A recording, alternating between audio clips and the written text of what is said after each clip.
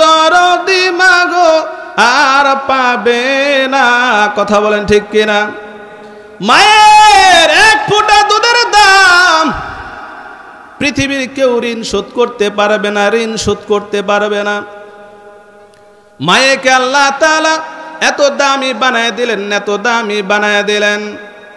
সাহাবায়ে কেরামরা আল্লাহর পয়গম্বরকে জিজ্ঞাসা করলেন, ইয়া রাসূলুল্লাহ, ইয়া হাবিবাল্লাহ, দুনিয়াতে আমি কার খেদমতটা বেশি করব, কে বেশি হকদার, বাবা না মা? আমার পয়গম্বর বলেন, সাহাবীরা রে, ও সাহাবীরা শুনে নাও, মা সবচেয়ে দামি, মা তোমার হকদার বেশি। আবার সাহাবায়ে কেরামরা জিজ্ঞাসা করলেন, ইয়া রাসূলুল্লাহ, তারপরে কার? রাসূল করিম সাল্লাল্লাহু আলাইহি ওয়াসাল্লাম বললেন, মার। এরপরে আবারও জিজ্ঞাসা করলেন, ইয়া রাসূলুল্লাহ, তারপরে কার? পয়গম্বরে আরবি সাল্লাল্লাহু আলাইহি ওয়াসাল্লাম বললেন, তোমার মার। চতুর্থবার জিজ্ঞাসা করলেন, ইয়া রাসূলুল্লাহ, এরপরে কার? আল্লাহর পয়গম্বর বললেন, এরপরে হলো তোমার বাবার হক। মায়েকে আল্লাহ তাআলা 3 গুণ দিয়েছেন। কেন? সন্তানকে মানুষ করার, যেই সন্তানকে মানুষ করতে গিয়ে মা যেই ত্যাগ স্বীকার করে, এই ত্যাগ বাবা স্বীকার করে না। সবচেয়ে বেশি অবদান থাকে মায়ের। এজন্য আল্লাহর পয়গম্বর বললেন, মার 3 গুণ বেশি। মায়ের খেদমতটা তুমি বেশি বেশি করবা, বাবার খেদমত করবা। বাবা মা যদি তোমার প্রতি রাজি হয়ে থাকে, তাহলে তোমার দুনিয়াতে সব কিছু আল্লাহ তাআলা সহজ করে দিবে। সুবহানাল্লাহ। আমার পয়গম্বরের মা দুনিয়াতে নাই, পয়গম্বর বড় এতিম। আমার পয়গম্বর বড় এতিম। পয়গম্বরের বলেন, মা নাই, বাবা নাই। আমার পয়গম্বরের মা হারাইছে, বাবা হারাইছে। আমার নবী যখন দিনের দাওয়াত লইয়া ধারে ধারে ধারে ধারে মানুষের ধারে ধারে চলে যান, আমার আল্লাহ তাআলা বলেন, আমার এই পয়গম্বরের দিনের দাওয়াতকে যে গ্রহণ করবে, আমি আল্লাহ রাব্বুল আলামিন তাকে জান্নাতের মালিক বানায় দেব। সুবহানাল্লাহ। সেই রাসূলকে আমরা চিনি না। আমরা সেই রাসূলের উম্মত হয়েছি, কিন্তু রাসূলকে আমরা চিনি নাই। কিন্তু আমাদের পূর্বে যেই নবী ছিল, আমাদের নবীর পূর্বের যে নবীরা ছিল, তারা আল্লাহ তাআলার কাছে দোয়া করেছে, ওগো আল্লাহ, ও আমার মালিক, আমাকে তুমি যদি নবী না বানাইয়া শেষ নবীর উম্মত বানাইতা, ওগো আল্লাহ, কতই না ভালো হইতো। ও আল্লাহ, আমাকে যদি তুমি নবী না বানায়া আখেরি জামানার নবীর উম্মত বানাইতা, তাহলে আমি নিজেকে ধন্য মনে করতাম। আমার নবীকে আমরা চিনি নাই। আল্লাহর পয়গম্বর রাস্তা দিয়ে যখন হাঁটতেন, সাহাবায়ে কেরামকে লইয়া রাস্তা দিয়ে হাঁটতেছেন, তো কিছু দূর যাওয়ার পর আল্লাহর পয়গম্বর বলতেছেন, ওয়া আলাইকুমুস সালাম। আবার কিছু দূর যায়, আবার বলে ওয়া আলাইকুমুস সালাম। আবার কিছু দূর পথ চলে, আবার বলে ওয়া আলাইকুমুস সালাম। সাহাবায়ে কেরামরা জিজ্ঞাসা করলেন, ইয়া রাসূলুল্লাহ, ইয়া হাবিবাল্লাহ, রাস্তা দিয়ে আসতেছিলাম, রাস্তার মাঝে কোনো মানুষ দেখলাম না, আপনি একটু পর পর ওয়া আলাইকুমুস সালাম সালামের জবাব দিলেন। ইয়া রাসূলুল্লাহ, আপনাকে কে সালাম দিল? কোন মানুষ দেখলাম না, কার সালামের জবাব দিলেন? পয়গম্বর বলেন, উম্মতের দল, ও আমার সাহাবীরা, শুনে নাও, শুনে নাও, শুনে নাও। তোমরা কি মনে করো আমার আল্লাহ তাআলা শুধু তোমাদের নবী বানাইছে? তোমরা কি মনে করো আমি আল্লাহ, আমার আল্লাহ শুধুমাত্র তোমাদের নবী হিসাবে দুনিয়াতে পাঠাইছে? ও সাহাবীরা শুনে নাও, আমাকে আল্লাহ তাআলা শুধু তোমাদের নবী বানায় নাই, ও আমার সাহাবীরা, আমি যখন রাস্তা দিয়ে হেঁটে হেঁটে আসছিলাম, আমাকে ওই জংলার হিংস্র প্রাণীরা আমাকে সালাম দিয়েছেন, আসসালামু আলাইকুম ওয়া রাহমাতুল্লাহ। আমি সেই সালামের জবাব দিয়েছি। ও সাহাবীরা, কিছু দূর আসার পর ওই গাছ আমাকে সালাম দিয়েছে, আমি সেই সালামের জবাব দিয়েছি। ও আমার সাহাবীরা, শুনে নাও, ওই যে দেখো পাখিগুলো উঠতেছে, ওই পাখিগুলো আমাকে সালাম দেয়। ও নবীর উম্মতের দল, আমার নবীকে গাছে চিনলো, মাছে চিনলো, উম্মত হইয়া সেই নবী চিনলাম না। ও শুধুমাত্র উম্মত হইলাম, শুধু মুখ দিয়ে বলতেছি আমি নবীর আশেক, আমি নবীর উম্মত, কিন্তু আমরা কেমন আশেক, কেমন নবীর উম্মত হয়েছি, আমাদের মধ্যে ওই নবীর প্রেম ভালোবাসা কতটুকু আছে, আমাদের শরীরের দিকে তাকাইলেই বোঝা যায় সেই নবীর ভালোবাসা কেমন। সেই নবীর ভালোবাসা আমাদের মধ্যে কেমন আছে, কতটুকু মহব্বত করি। শুধুমাত্র আমাকে যদি জিজ্ঞাসা করা হয়, হুজুর আপনি নবীকে কেমন ভালোবাসেন, এক বাক্যে উত্তর দিব, আমার জীবনের চেয়েও বেশি ভালোবাসি। কথা বলেন ঠিক কিনা?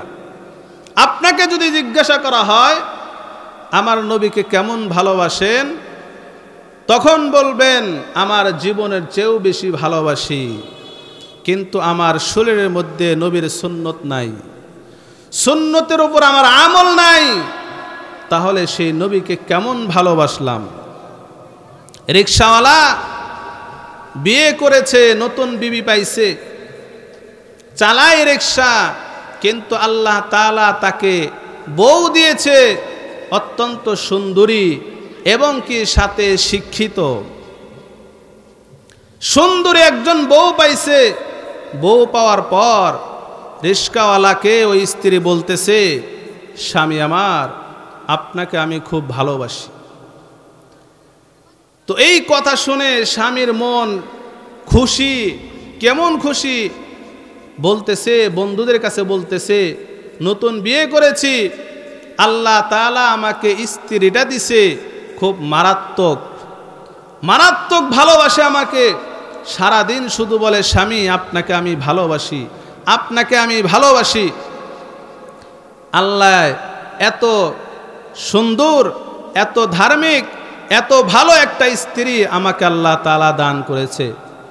তো স্বামী রিকশা চালায়, ওই স্বামী যখন রিকশা নিয়ে বাহিরে চলে যাবে রিকশার চালাইতে, তো স্ত্রী দরজার মধ্যে দাঁড়িয়ে ডাক দিছে, স্বামী আমার, সারা দিনের জন্য আপনি বাহিরে যাইতেছেন, সারা দিন রিকশা চালাইবেন, তবে একটা কথা মনে রাখেন, আপনাকে আমি খুব ভালোবাসি।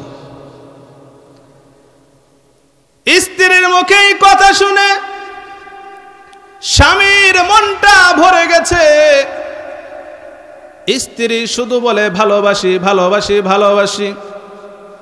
আমার স্ত্রীটা তো খুবই ভালো, আমার স্ত্রী আমাকে অনেক মহব্বত করে, অনেক মহব্বত করে। রিকশাওয়ালা রিকশা নিয়ে যখন বাহিরে চলে গেল, সকাল থেকে রিকশা চালাইতেছে চালাইতেছে চালাইতেছে, দুপুর বেলায় খানা খা, তাড়াতাড়ি বলো।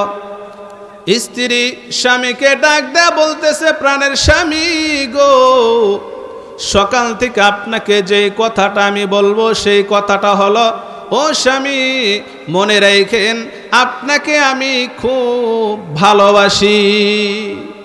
যখন বলছে স্বামী আপনাকে আমি খুব ভালোবাসি, স্বামী এখন বুঝতে পারছে স্ত্রীর ভালোবাসাটা কেমন।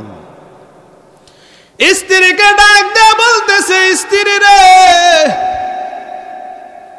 আমার মাথার মধ্যে রক্ত, শরীরের মধ্যে রক্ত, আমার মাথা থেকে রক্ত ঝরতেছে, আমার শরীরের থেকে রক্ত ঝরতেছে। ও স্ত্রী শুনে না, সকাল থেকে এই পর্যন্ত একটা কথা বলার জন্য তুমি অপেক্ষায় ছিলা, সেই কথাটা হলো তুমি আমাকে ভালোবাসো। ও স্ত্রী, তুমি যদি আমাকে মনে প্রাণে ভালোবাসতা, ও স্ত্রী আমাকে দেখার সাথে সাথে ওই ভালোবাসার কথাটা ফেলাইয়া আমার মাথার রক্ত মুছে দিতা, শরীরের রক্ত মুছে দিতা। ও প্রাণের স্ত্রী শুনে নাও, তোমার এই কথাটা অযৌক্তিক, তুমি আমাকে ভালোবাসো না। তুমি আমাকে যদি ভালোবাসতা তাহলে আমার এই ভালোবাসার কথা না বলে আমার শরীর থেকে, আমার মাথা থেকে যে রক্ত ঝরতেছে এই রক্ত পড়াটা আগে বন্ধ করতা। ও স্ত্রী, তুমি আসলে আমাকে ভালোবাসো না, শুধু তোমার ওইটা মুখের কথা। আমরা আমার নবীকে ভালোবাসি, শুধু মুখেই ভালোবাসি। আমি নবীকে ভালোবাসি, আমি রাসূলকে ভালোবাসি, নিজের জীবনের চেয়েও ভালোবাসি। কিন্তু আমার রাসূলকে যখন কাফের বেঈমানেরা আমার নবীকে যখন কটূক্তি করে, আমার আল্লাহর বিরুদ্ধে যখন কথা বলে, আমার রাসূলকে যখন সন্ত্রাস বলে, তখন আমার মুসলমান ভাইয়েরা আমরা তখন রাজপথে নামি না। ওই কাফের বেঈমান ওই মুরতাদের বিরুদ্ধে আমরা কথা বলি না। আমরা শুধু নিজের মুখে মুখে শুধু ভালোবাসা, আসলে প্রকৃতপক্ষে আমার রাসূলকে আমি ভালোবাসি না। আমরা যদি আমার রাসূলকে ভালোবাসতাম তাহলে এই ভালোবাসার কথা একদিকে ফালাইয়া ওই নাস্তিক যে আমার নবীর বিরুদ্ধে কথা বলে, ওই মুরতাদ যে আমার নবীর বিরুদ্ধে কথা বলে, যে আমার আল্লাহর বিরুদ্ধে কথা বলে, সমস্ত ভালোবাসা একদিকে রেখে ওই নবীর দুশমনের বিচার আমরা চাইতাম। কথা বলেন ঠিক কিনা? কিন্তু আমরা মুসলমান উম্মত হয়েছি, শুধুমাত্র নামে উম্মত হয়েছি, কামে একজনও নাই, কামে একজনও নাই। সেই নবীর ভালোবাসায় যদি আমার অন্তরের মধ্যে থাকতো, নবীর ভালোবাসা যদি আমার দিলের মধ্যে থাকতো, আমার নবীকে এই জমিনের মধ্যে, এই আল্লাহর জমিনে আল্লাহর বিরুদ্ধে কথা বলবে, এই জমিনে নবীর বিরুদ্ধে কথা বলবে, ওই ব্যক্তিটা দুনিয়াতে বাঁচতে পারে কেমনে? কেমনে ওই দুনিয়ার দুশ্মনেরা, আমার নবীর দুশ্মনেরা কেমনে দুনিয়াতে বাঁচে? কিন্তু আপনার আমার ঈমান হয়ে গেছে দুর্বল। ঈমান দুর্বল হওয়ার কারণে ওই নাস্তিকের বিচার এই দুনিয়ার জমিনে হচ্ছে না। আমার নবীর দুশ্মনের বিচার এই দুনিয়ার জমিনে হচ্ছে না।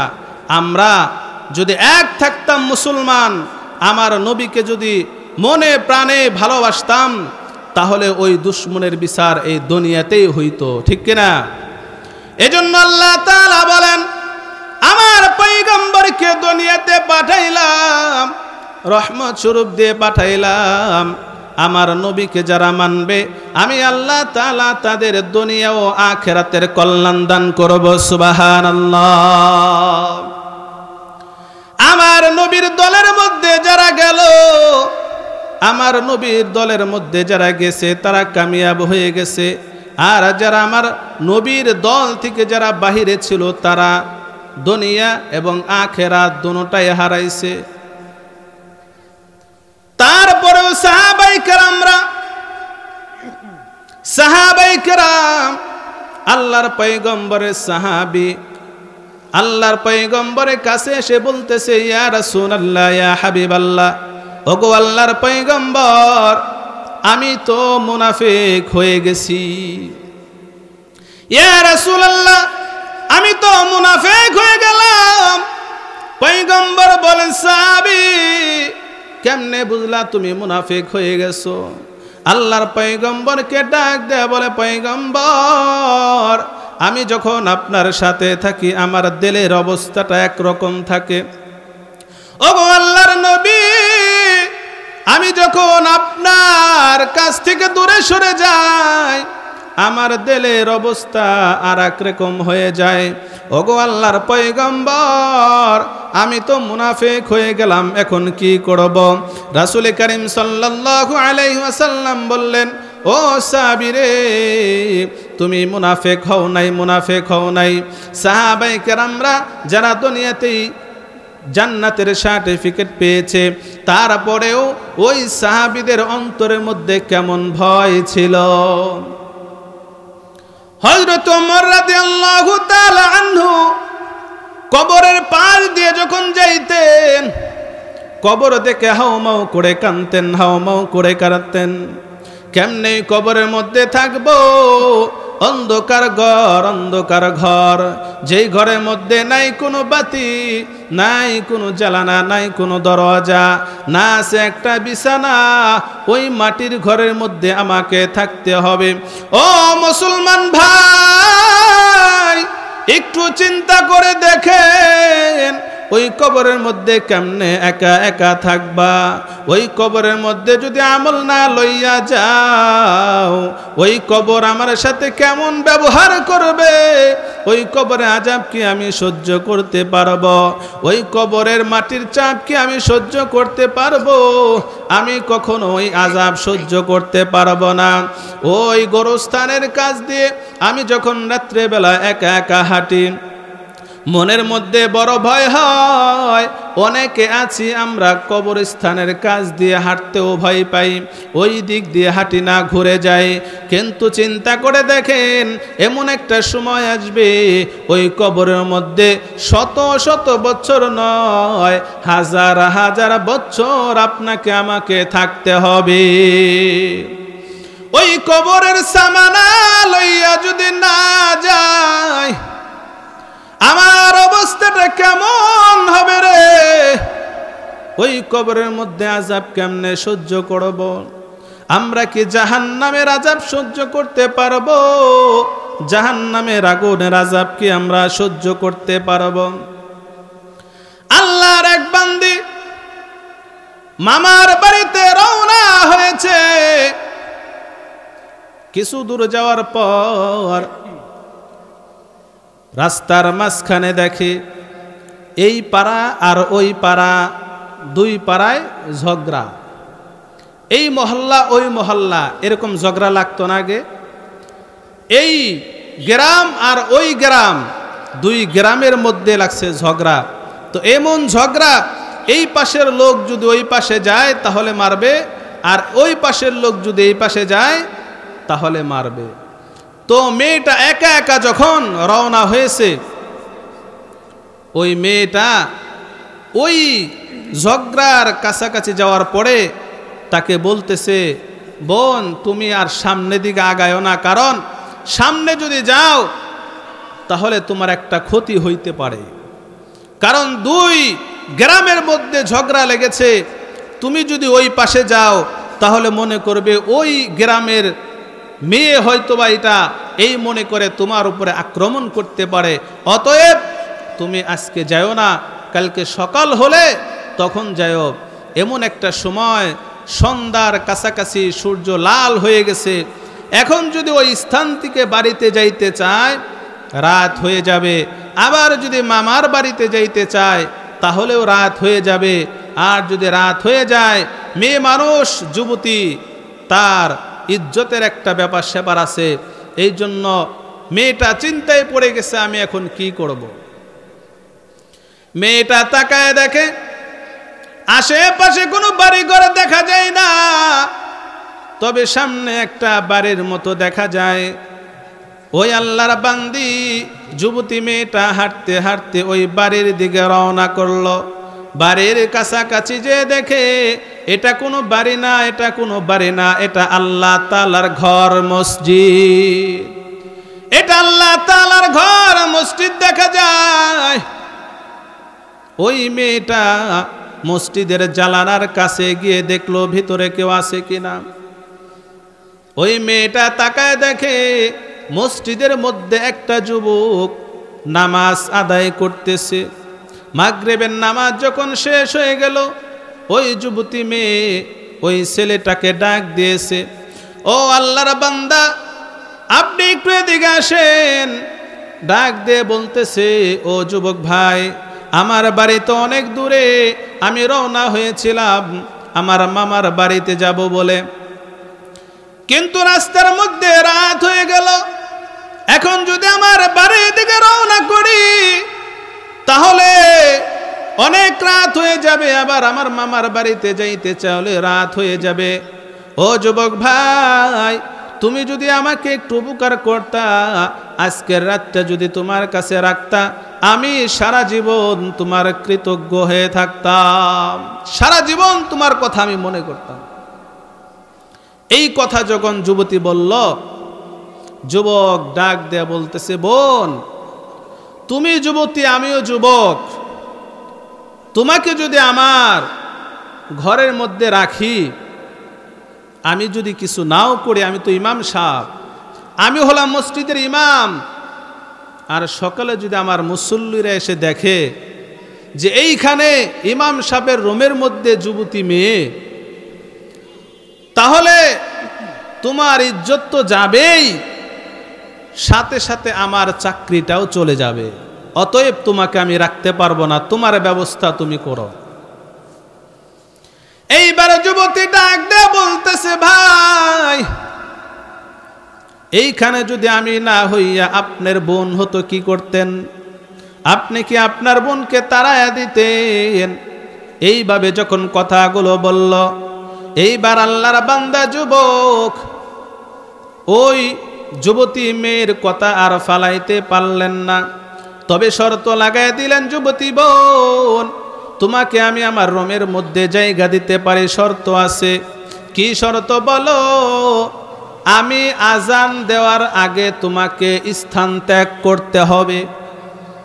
মেয়েটা রাজি হয়ে গেল, ঠিক আছে, আজানের আগে আমি আপনার রুম ত্যাগ করে চলে যাব।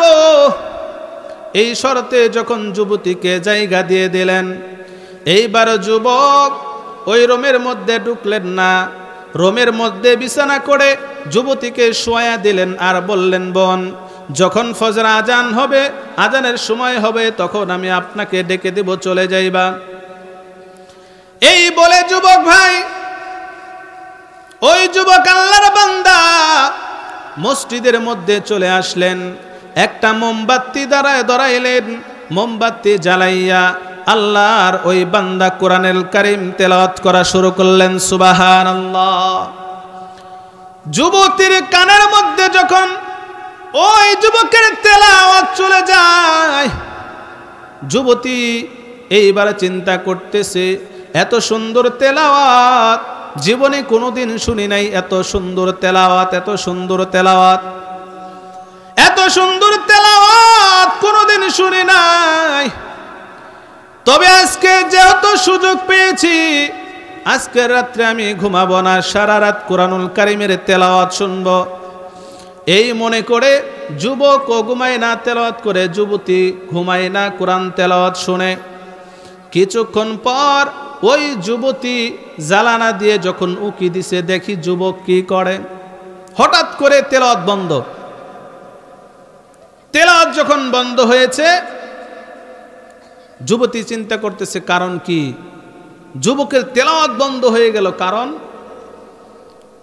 যুবতী এই চিন্তা করে তার রুম থেকে বের হয়ে মসজিদের জানালার কাছে গিয়ে দেখে যুবক কি করে। যুবতী দেখে ওই আল্লাহর বান্দা মোমবাতি যে সামনে ধরানো ছিল, ওই মোমবাতির উপরে নিজের হাতটাকে চাপায়া ধরছে। সুবহানাল্লাহ। কোরআন শিবটা বন্ধ করে আগুনের মধ্যে নিজের হাত চাপায়া ধরছে। আবার কিছুক্ষণ পর কোরআনুল কারীম খুলে আবার তেলাওয়াত শুরু করে দিছে।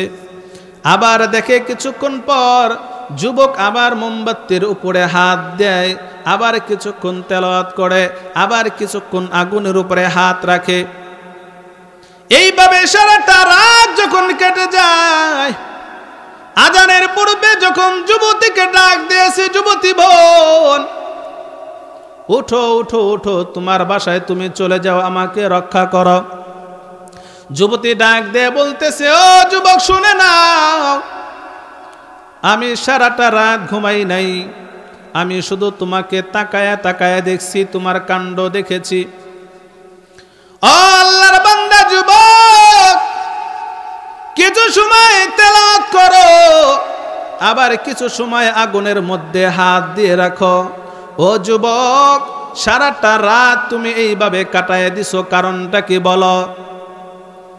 এইবার আল্লাহর বান্দা বলতেছে, বোন এই কথা বলা যাবে না, তুমি এইখান থেকে চলে যাও। যুবতী এমন ভাবে ধরেছে, যুবককে ছাড়তেছে না, এই কথা বলতেই হবে। কেন আপনি সারাটা রাত এমন করলেন?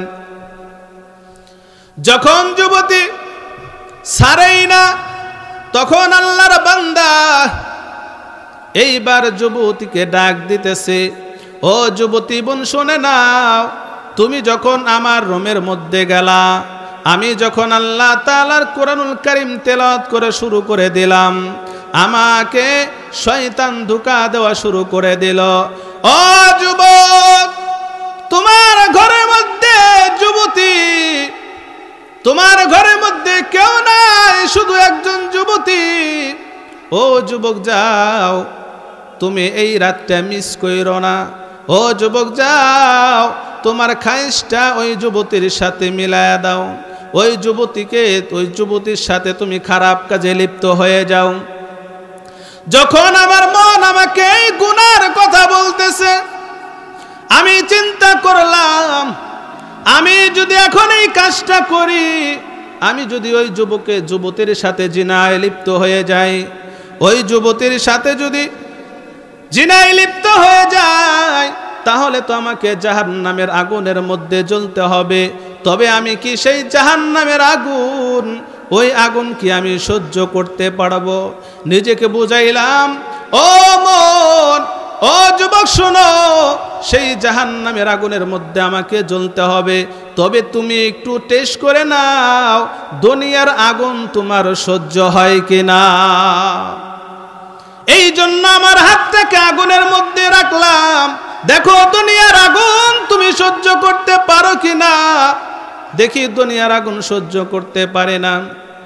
তখন নিজের মনকে বুঝাই, ও মন, দুনিয়ার আগুনই সহ্য করতে পারো না, তাহলে জাহান্নামের আগুন কেমনে সহ্য করবা? যখন আমার মনের মধ্যে এই কল্পনা শুরু হয়েছে, যুবতীর সাথে তুমি জিনায় লিপ্ত হয়ে যাও, তত বাড়ি আমি আগুনের মধ্যে হাতটা চাপায়ে দিছি। সুবহানাল্লাহ। যখনই যখনই আমাকে শয়তান ধোঁকা দিয়েছে যে তুমি জিনায় লিপ্ত হয়ে যাও, তখন আমি চিন্তা করেছি দুনিয়ার আগুনটাকে আমি সহ্য করতে পারি কিনা। যদি দুনিয়ার আগুন যদি সহ্য না হয়, তাহলে জাহান্নামের আগুন কেমনে সহ্য করব? এজন্য ভাইয়ের আমার, সর্বোপরি কথা হলো, আপনাকে আমাকে সমস্ত গুনাহ ত্যাগ করতে হবে। এক হয়ে রাসূল করিম সাল্লাল্লাহু আলাইহি ওয়াসাল্লামের সুন্নতের অনুসরণ হতে হবে, সুন্নত মেনে চলতে হবে। নবীজির সুন্নত যদি আমার বডির মধ্যে আমি ফিট করতে পারি, তাহলে দুনিয়া এবং আখিরাত উভয় জগৎ আল্লাহ তাআলা শান্তিময় করে দিবে। আল্লাহ রাব্বুল আলামিন আমাদের সকলকে দুনিয়া এবং আখিরাতের কল্যাণ দান করুক। সকলে বলে আমিন। ওয়া আখিরি দাওয়ানা আলহামদুলিল্লাহি রাব্বিল আলামিন।